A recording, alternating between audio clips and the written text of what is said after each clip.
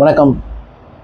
இறைவன் படைத்ததிலே ரொம்ப கொடூரமான மிருகம் யாருன்னு கேட்டால் நம்ம மனுஷர்கள் தான் சொல்லலாம்.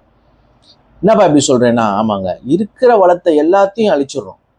நம்ம ஒரு டெவலப்மெண்ட்டு, ஒரு ஒரு அறிவியல் மாற்றம் என்ற பேரில் இருக்கிற வளத்தை எல்லாத்தையுமே நம்ம அழிச்சிடும். இயற்கை வளத்தை எல்லாத்தையுமே டோட்டலாகவே நம்ம அழிச்சிடும். அதனோட விளைவை இப்போ நம்ம சந்திக்க போகிறோன்றதுல மாற்று கருத்தே இல்லைன்னு சொல்ல போகிறோம். இன்னைக்கு என்ன டாபிக்? L Niño. அதை பற்றி தான் நம்ம இன்னைக்கு பார்க்க போகிறோம்.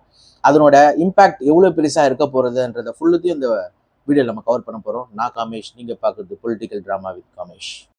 சரிப்பா, அந்த எல் நீனோனா என்னப்பான்னா, அது ஒரு ஹீட் வேவ் சொல்கிறாங்க. நம்ம பூமியில் உருவாகிற ஒரு ஹீட் வேவ். அது நம்ம கடல் மட்டத்தில் இருக்க நம்ம தண்ணீர் இருக்குல்ல, நம்மளோட கடல் தண்ணீர், அந்த தண்ணீரையே ஹீட் ஆக்கிடுமா.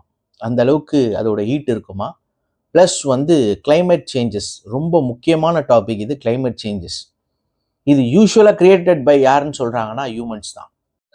அப்புறம் சயின்டிஸ்ட் என்ன சொல்கிறாங்கன்னா, அக்ரிகல்ச்சர்ஸ் ரொம்ப பாதிக்கப்படும் சொல்கிறாங்க. கிளைமேட் சேஞ்சஸ் ஆனாலே அக்ரிகல்ச்சர் பாதிக்கப்படும்.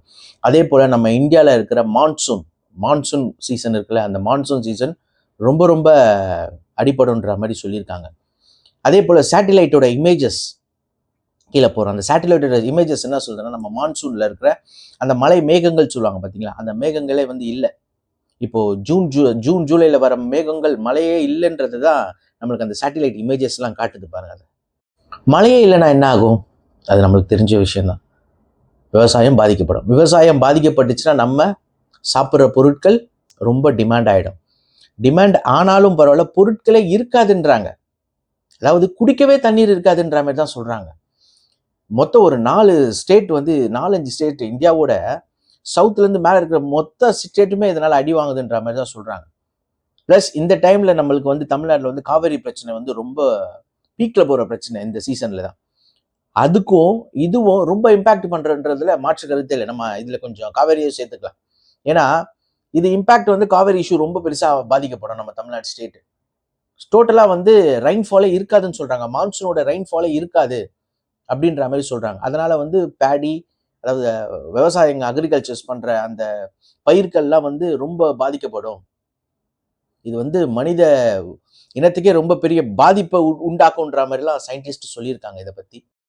அதுக்கப்புறம் எக்ஸ்ட்ரீம் ஹீட் வேவ் நம்ம இப்போ அனுபவிச்சுட்டு தான் இருப்போம். கண்டிப்பாக சென்னை உள்ள இருக்கிறவங்க எல்லாருக்கும், சென்னை மட்டும் இல்லை, தமிழ்நாட்டில் உள்ள இருக்கிறவங்க எல்லாருக்குமே இந்த ஃபீல் பண்ணியிருப்போம். நம்ம வேலையே செய்ய மாட்டோம். அதாவது ஒரு வேலை செஞ்சு வேர்த்து ஊற்றுது, அதாவது ரொம்ப ஹீட்டாக இருக்குன்னு சொன்னால் அதில் ஒரு நியாயம் இருக்குன்னு சொல்லலாம். நம்ம ஒரு இடத்துல சும்மாவே நின்றுட்டு இருந்தாலே நம்ம டீஹைட்ரேட் ஆகிடும்.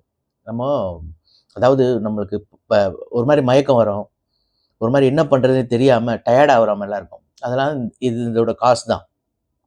இது அனைத்துமே நான் இது முடிகிற வரைக்கும் சொல்கிறதுனா, இந்த காரியத்தை பண்ண புண்ணியவாட்கள் யாருன்னா நம்மளை போகிற மனிதர்கள் தான். இந்த புண்ணிய செயலை செஞ்சதே மனிதர்கள் தான். அந்த புண்ணியத்துக்கு நம்ம பலன் அனுபவிக்க போகிறோன்றதுல மாற்று கருத்தே இல்லை. அப்புறம் நம்ம என்ன பார்க்க போகிறோம்னா, மான்சூனோட ரெயின்ஃபால். ஏன்பா மான்சூனோட ரெயின்ஃபாலை பற்றி குறிப்பாக பேசணும்னா, மான்சூனோட ரெயின்ஃபால் தான் நம்ம எக்கானமியே முடிவு பண்ணுதுன்னு சொல்கிறாங்க. ஏன்னா அந்த ரெயின்ஃபால் தான் நம்ம கல்டிவேஷன் பண்ணுற கிராப், அதாவது நம்ம ஜூன் ஜூலை ஆகஸ்ட் இதில் கல்டிவேஷன் பண்ணுற கிராப்புக்கு எல்லாமே மெயின் சோர்ஸே சொல்கிறாங்க என்னென்னா மான்சூனோட ரெயின்ஃபால் தான்.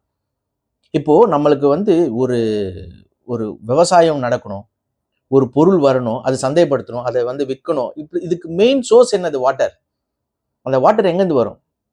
அந்த மலை மேகங்கள். அந்த மலை மேகங்களே இல்லை. அதாவது அந்த என்ன சொல்லுவாங்க, ஈரப்பதம் சொல்லுவாங்க பார்த்தீங்களா, ஈரப்பதம் இருந்தால் தான் மழை வரும்னு சொல்லுவாங்க. அந்த ஈரப்பதமே இல்லையே. எப்படி இருக்கிறோம்? அடிக்கிற வெயிலுக்கு எங்கே ஈரப்பதம் இருக்கும்? நம்ம மேலேயே ஈரப்பதம் இல்லை, அது எப்படி மேலே இருக்கிற அந்த இதுல ஈரப்பதம் இருக்கும் நம்ம நினைப்போம்.